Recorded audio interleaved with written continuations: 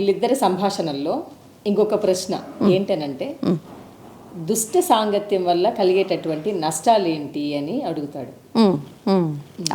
అది అంటే ఎట్లా, ఏ రకమైనటువంటి నష్టాలు, ఇది ఏ రకమైన నష్టాలైనా కావచ్చేమో. ఆ ప్రశ్న కూడా ధర్మరాజు అక్కడ భీష్మున్నాడు.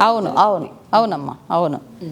దుష్ట సాంగత్యం వల్ల ఏం జరుగుతుంది అంటే, క్రమక్రమంగా మనుషుల యొక్క ఆలోచన విధానంలో, ప్రవర్తనలో అంత మార్పు రావడం అనేది చాలా సహజం. దుష్ట సాంగత్య ప్రభావం అనేది ఇంత అంత కాదు అసలు. మామూలుగా సత్సాంగత్య ప్రభావం అంటారు, దుష్ట సాంగత్య ప్రభావం అని అంటారు, సత్సంగ ప్రభావం అని. ఈ దుష్ట సాంగత్యం వల్ల మంచిగా ఉన్నటువంటి వ్యక్తి కూడా క్రమక్రమంగా ఆ ప్రభావానికి లోను కావడం వల్ల ఇతను కూడా దుష్టుడుగా మారేటువంటి అవకాశం ఉంది. కాబట్టి చాలా వరకు దుష్ట సాంగత్యాన్ని నిరోధించడమే మంచిదని చెప్తారు అక్కడ భారతంలో.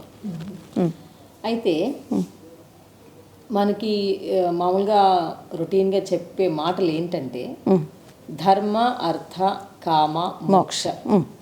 మోక్షాన్ని మనం గన కొంచెం పక్కన పెడితే ఈ మూడిటి గురించి చూద్దాం. ధర్మ, అర్థ, కామ. ఈ మూడిట్లో కూడా ఏది అగ్రస్థానాన్ని? అగ్రస్థానం ఎప్పుడు ధర్మమే.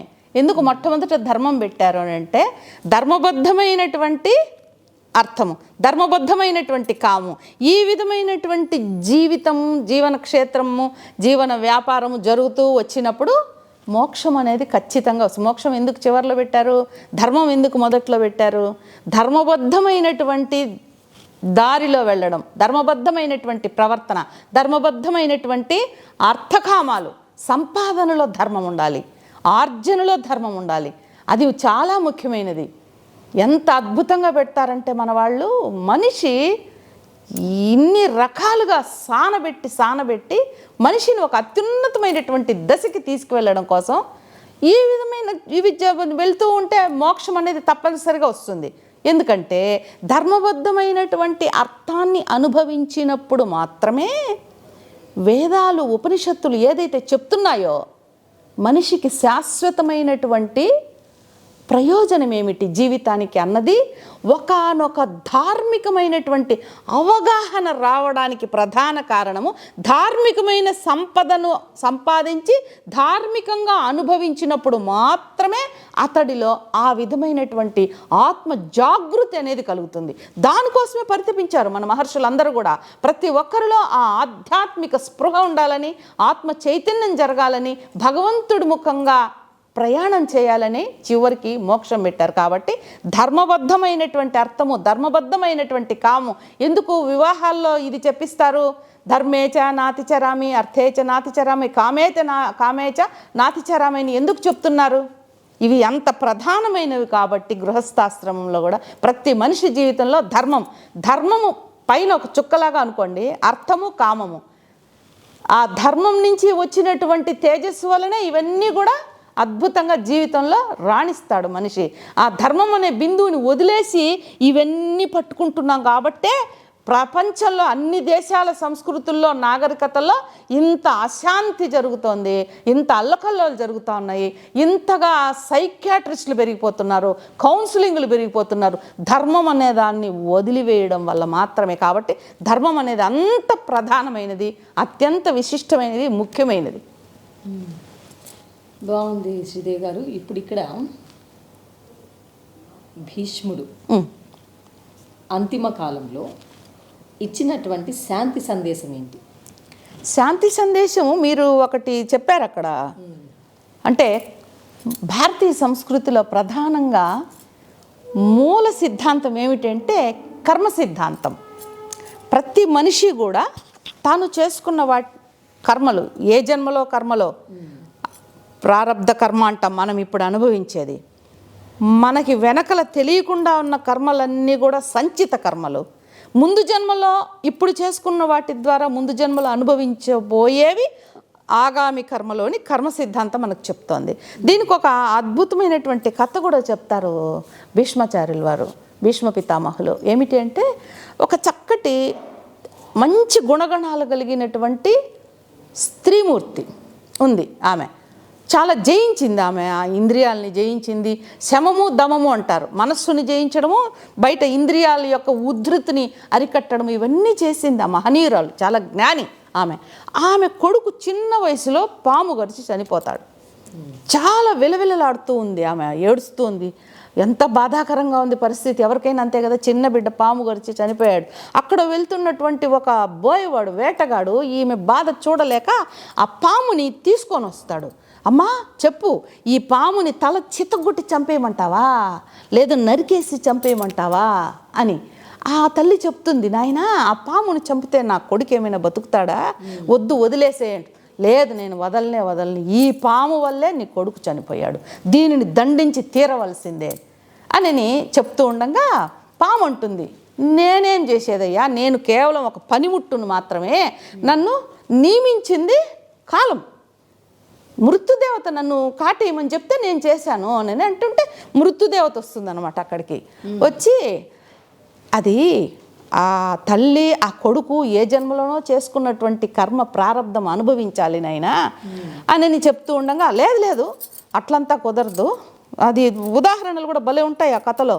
ఈ కుమ్మరివాడు కుండలు చేస్తాడు చూడండి, సారే అంటారు దాన్ని. సారే, మట్టి, కోల అని ఉంటుంది ఒక కుండ తయారు కావాలంటే. ఇవన్నీ ఉంటేనే కదా కుండ తయారయ్యేది.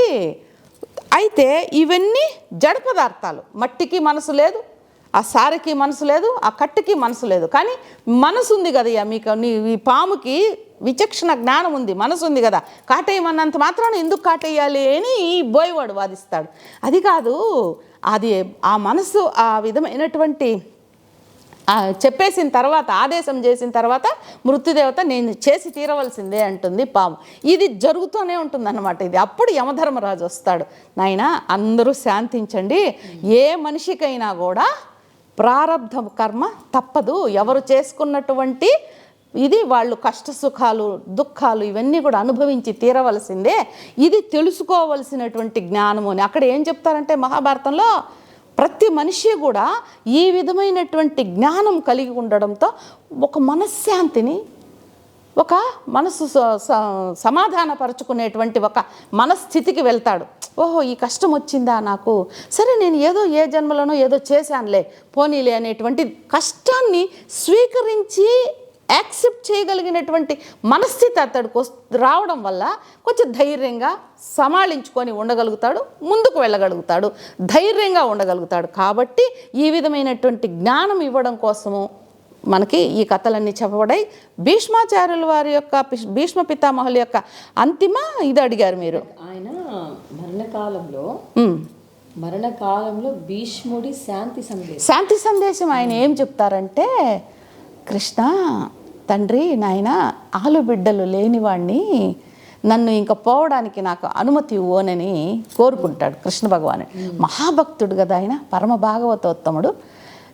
ఎంత అద్భుతంగా ఉంటుందంటే ఆ ఘట్టమంతా కూడా, తాత నువ్వు ఎంత నిష్కల్మషమైనటువంటి నిష్ఠాగరిష్ఠుడు అయినటువంటి బ్రహ్మచారివి, సర్వశాస్త్ర పారంగతుడివి అని కృష్ణ భగవానుడు భీష్మాచార్యుడి యొక్క గొప్పతనం అంతా కూడా దిష్టన్ విజానన్ అని చెప్పి సంస్కృత మహాభారతంలో చాలా అద్భుతంగా ఉంటుంది. అంత అద్భుతంగా వర్ణించిన తర్వాత సరే అని చెప్పడము, మనం మొదట చెప్పుకున్నట్లు ఎప్పుడైతే కృష్ణ భగవానుడి యొక్క అనుమతి లభిస్తుందో, అంటే జీవితం అంతా కూడా చూడండి, భీష్మాచార్యుల యొక్క జీవితం కూడా మనం ఈ కర్మ సిద్ధాంతమే మనకు చెప్తోంది.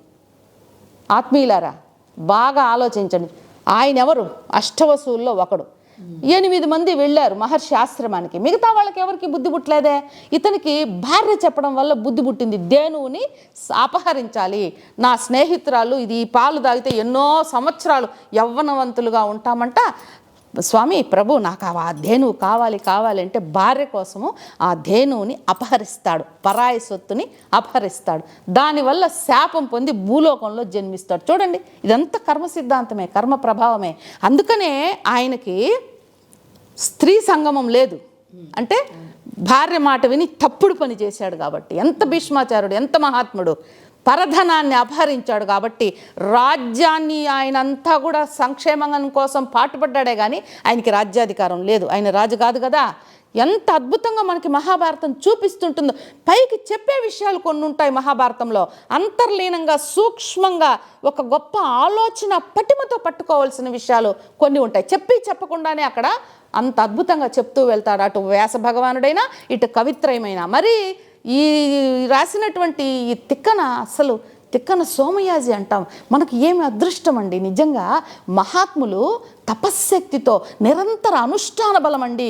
ఎంత అద్భుతమైనటువంటి భాష, భావము, ఇవే కాదు అధ్యయనం, అనుష్ఠానం, అనుభవం, ఇవి ఈ మహాత్ములు మనకి ఇచ్చినటువంటి గొప్ప సంపద. భారతం ద్వారా నిత్య అధ్యయనమే కాకుండా అనుష్ఠానం, దానిని ఆచరణలో పెట్టడం, నిరంతరము భగవద్ అర్చన, ఆరాధన ఇవి చేయడము, వీటన్నిటి ద్వారా వచ్చేటువంటి ఒకానొక అనుభవ పరిపక్వతతో మనకి ఈ సాహిత్యాన్ని ఇచ్చారు.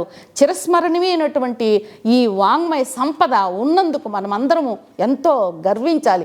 ఇది మనము భారతం ద్వారా, మహాభారతం ద్వారా నేర్చుకోవాల్సిన, తెలుసుకోవాల్సిన, ఒడిసి పట్టుకోవాల్సినటువంటి దివ్యమైనటువంటి విషయాలు. చాలా మంచి విషయాలు తెలియజేశారు శ్రీదేవి గారు మీరు. నమస్తే. అంటే సమస్త లోకానికి కూడా, అవును, ఒక భారతదేశమనే మనం చెప్పలేము, ప్రపంచానికే ఇది ఒక ఉద్గ్రంథమైనటువంటి మహాభారతం, పవిత్రమైన గ్రంథంగా మనం మహాభారతాన్ని చెప్తారు. అవును. ఇన్ని విషయాలు మీరు తెలియజేశారు. ఒకే ఒక మాట, చెప్పండి.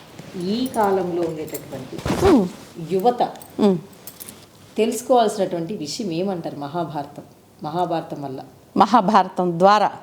మహాభారతం ద్వారా మొట్టమొదట తెలుసుకోవాల్సిన విషయము కుటుంబంలో ఉన్నటువంటి సంబంధ బాంధవ్యాలు, హ్యూమన్ రిలేషన్షిప్స్ అంటారు చూడండి. అది చాలా ప్రధానమైంది. గౌరవం ఇవ్వడం, ఒకరి మాటకి ఒకరు గౌరవం ఇవ్వడం, ఎదురు చెప్పకపోవడం, ఎంత శక్తి సామర్థ్యాలు ఉండి ఎదిరించగలిగినటువంటి సత్తా ఉండి కూడా ఆ పెద్దరికానికి విలువ ఇవ్వడం, తల్లిదండ్రుల్ని గౌరవించడం, గురువుని గౌరవించడం, ఆచార్యుల్ని గౌరవించడం, ధర్మానికి కట్టుబడి ఉండడం. ముఖ్యంగా అడవులకి వెళ్ళినప్పుడు ద్రౌపది అడుగుతుంది, ఎందుకు ఎప్పుడు ధర్మం అని పాటుపడి అల్లాడుతూ ఉంటావే, ఈ ధర్మం నీకు ఏమిచ్చింది ధర్మరాజా అని అడుగుతుంది ద్రౌపది ధర్మరాజుని. యువత అంతా నేర్చుకోవాల్సింది అక్కడే. ఎప్పుడైతే మనం కష్టాల్లో మనకు పరిస్థితులు అనుకూలించలేదో, మనం అనుకున్నది జరగలేదు, మనం అనుకున్న చోట ఉద్యోగం రాలేదు, మనం అనుకున్న చోట సీట్ రాలేదు, కాదు, ధర్మాన్ని మాత్రం వదలదు. ధర్మం నాకు ఏదో ఇస్తుందని నేను ఆచరించడం లేదు ద్రౌపది. ధర్మంతో ఆ విధంగా ఆలోచించేవాడు ధర్మంతో వ్యాపారం చేసినవాడు అవుతాడు. అది నా స్వభావం అని చెప్తాడు. అందరికీ ఆ స్వభావం రాదు కదండి. ఈ ప్రభావం వలనైనా ఆ స్వభావం కొంత వస్తే అద్భుతం. కాబట్టి ఆ ప్రభావం మన మీద ఉండాలని, పడాలనే అందరూ చేసేటువంటి ప్రయత్నమే మహాభారతాన్ని వినడము, చదువుకోండి అని చెప్పడము, పెద్దల ద్వారా నేర్చుకోండి అని చెప్పడం కూడా స్వభావము, ప్రభావము అని ఉంటాయి. మామూలుగా కూడా స్వభావం అందరికీ, అది ధార్మికమైనటువంటి నిష్ఠ, ధార్మిక బుద్ధి, జ్ఞానము అందరికీ ఉండనప్పటికీ ఈ ప్రభావం పడడం వల్ల కొద్దో గొప్ప ఉన్న వాళ్ళలో ఆ ధార్మిక స్పృహ అనేది ఉండాలి. కేవలము ఇక్కడ గడిపేటువంటి జీవితం మాత్రమే కాదు, దీని తర్వాత ఇంకొక జీవితం ఉంది అని చెప్పడమే మహాభారత ఉద్దేశం. అక్కడ కూడా మనము ఎంతో ఉన్నతమైనటువంటి స్థానంలో ఉండాలని పరితపించే ఈ నియమాలు, ఈ క్రమశిక్షణ, ఇవన్నీ కట్టుబాట్లు, ఈ సిద్ధాంతాలు ఇవన్నీ ఎందుకు వచ్చాయంటే లైఫ్ ఆఫ్టర్ డెత్, తర్వాత కూడా నువ్వు చక్కటి మంచి లోకంలో ఉండాలి, మంచిగా ఉండాలి, ఆ మార్గంలో నువ్వు వెళ్ళాలి అని చెప్పేదే మహాభారతం. మరి ఇది వద్దా? ప్రతి ఒక్కరికి మంచిగా ఉండాలనే కదా కోరుకుంటారు. కాబట్టి ప్రతి మనిషి తెలుసుకోవాల్సింది, ఆచరించాల్సింది, యువత ఇంకా ముఖ్యంగా వెర్రితలలు వేస్తున్నటువంటి నేటి అనాగరికమైనటువంటి ఈ చేష్టలు, వెర్రి చేష్టలు ఎక్కడికి వెళ్ళిపోతున్నారో తెలియదు. అసలు భ్రష్టు పట్టిపోతున్నటువంటి ఈ రోజుల్లో ముఖ్యంగా తెలుసుకోవాల్సింది ధర్మం గురించి, ధార్మికమైనటువంటి విలువల గురించి.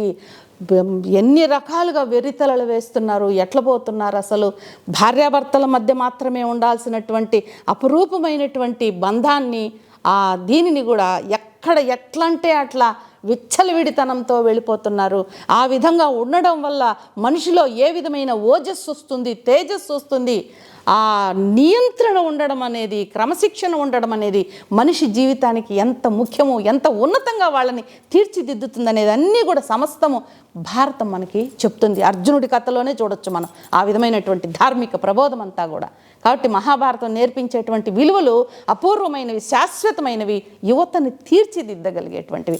యువతకి ఇవ్వాల్సినటువంటి విధంగా వాళ్ళకి అందిస్తే అద్భుతంగా రాణిస్తారు యువత కూడా.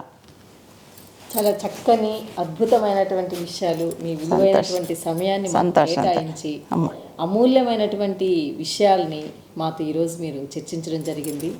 మీకు మా విశ్వవిద్యాలయం తరపున హృదయపూర్వక ధన్యవాదాలు తెలియజేసుకుంటున్నాం శ్రీదేవి గారు. హృదయపూర్వక నమస్కారాలు తల్లి. నాకు కూడా ఈ అవకాశం ఇచ్చినందుకు చాలా చాలా సంతోషం. మీ విశ్వవిద్యాలయానికి, ముఖ్యంగా మీకు, మీలో ఉన్న జిజ్ఞాసకు, ఆ ఉత్సాహానికి మీకు అభినందనలు. నిరంతరం ఇట్లాంటి కార్యక్రమాలు చేస్తూనే ఉండాలని ఆకాంక్షిస్తున్నాను. జై తెలుగు తల్లి, జై భారత్ మాత.